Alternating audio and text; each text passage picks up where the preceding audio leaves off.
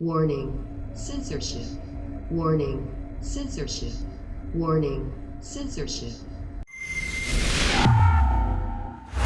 Welcome back. Well, I remember a year ago comparing how China's dictatorship responded to the coronavirus to how the Soviet dictatorship responded to Chernobyl. I had just seen the HBO miniseries called Chernobyl. And by the way, if you haven't seen it, you absolutely must. I resisted. I thought, well, I know the story. I don't want to be bored by a documentary. It was absolutely gripping. It was riveting. And even though I knew how the story ended, to have it recreated and to see how the first instinct of the Communist Party was to deceive and to not lose face, I thought it was a powerful analogy, except for one thing. Chernobyl mainly hurt people in the Soviet Union, in Ukraine itself and Belarus, but in the Soviet Union, its deadly radioactivity did much less harm outside the Soviet Union. I think that's the opposite of China's coronavirus. But a new essay in an online magazine called American Greatness, amgreatness.com, is called "The Chinese Coronavirus is This Generation's Tiananmen Test," as in Tiananmen Square. And I have to agree, that's actually the better analogy than the Chernobyl one. And joining us now via Skype is the author of this essay, our old friend Ben Weingarten, who joins us now via Skype. Ben, very, very thoughtful piece as always, and it comes on the anniversary. Well, today is the anniversary of Tiananmen Square. Of course, you wrote this a little bit earlier, but the points remain. Make your case for how this is analogous to the Tiananmen Square moment in 1989.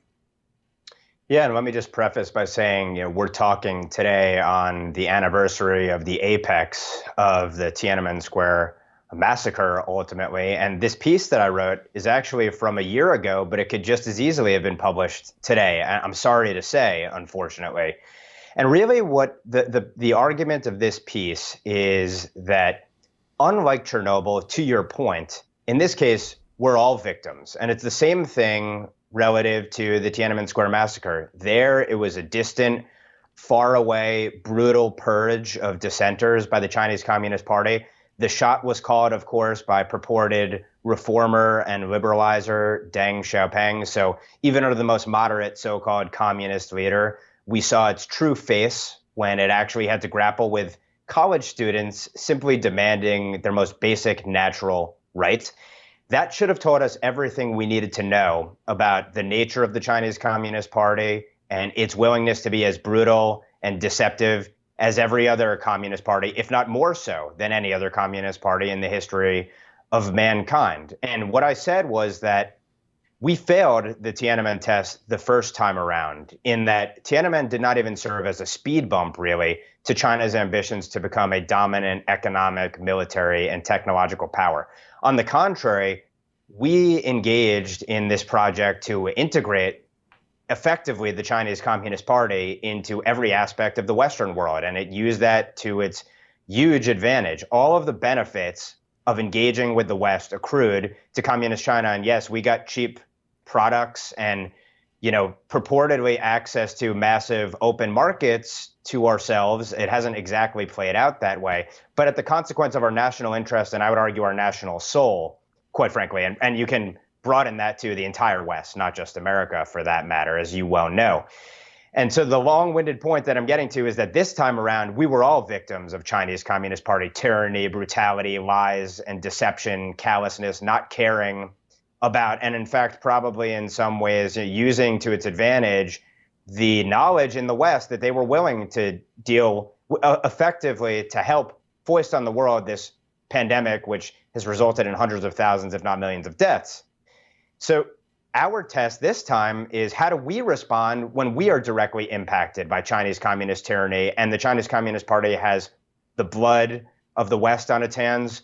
It's sapped our treasure. We've sacrificed our liberties as a consequence of it. And so it is of the utmost importance. It might be the most important thing in geopolitics for us to hold the Chinese Communist Party absolutely to account.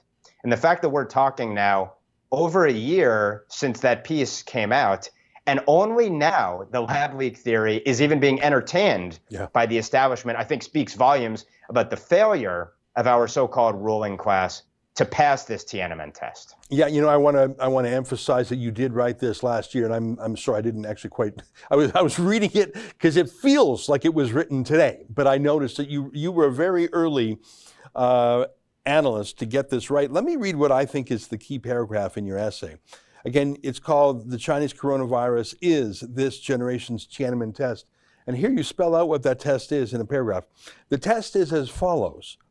With the Chinese Communist Party inflicting incalculable losses in blood and treasure through its unique role in spreading the coronavirus and its related menacing behavior, will we demand reparations or will we let the regime off scot-free, emboldening it and encouraging it to act with impunity and still more reckless abandon in its quest for hegemony going forward? We failed this test in 1989. Well, I was thinking about how the 2008 Olympics in Beijing was their ultimate proof to the world, the outside world, and proof to their own citizens that everything was forgiven from Tiananmen Square.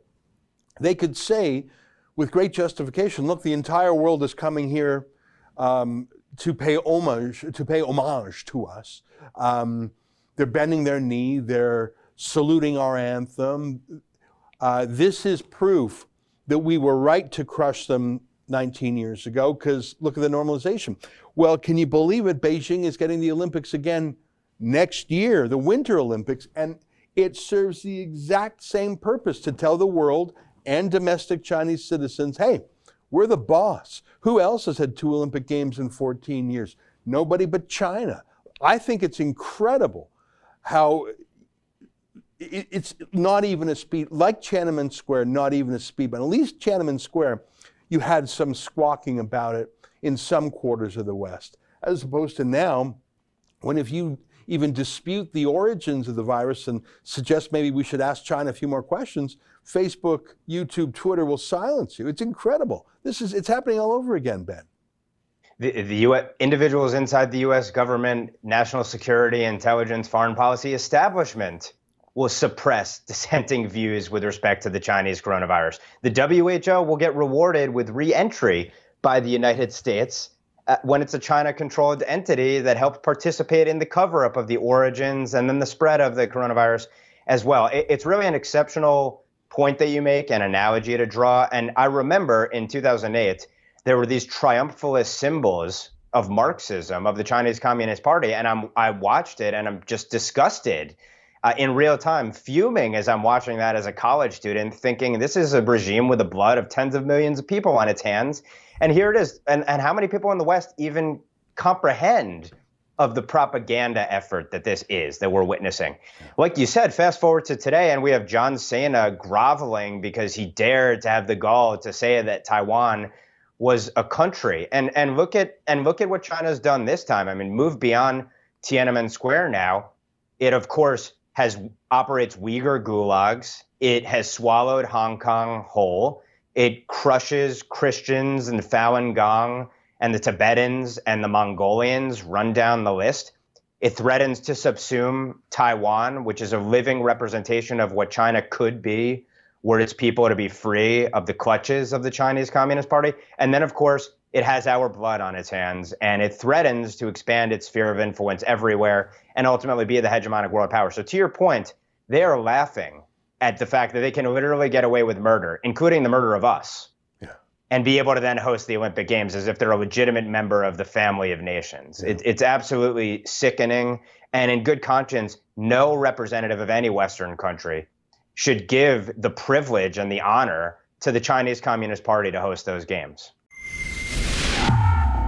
That's an excerpt from my daily show, the Ezra Levant Show. Every day I do a monologue on the news of the day, then I interview an interesting guest, and then I read my hate mail. You gotta subscribe. Go to rebelnews.com.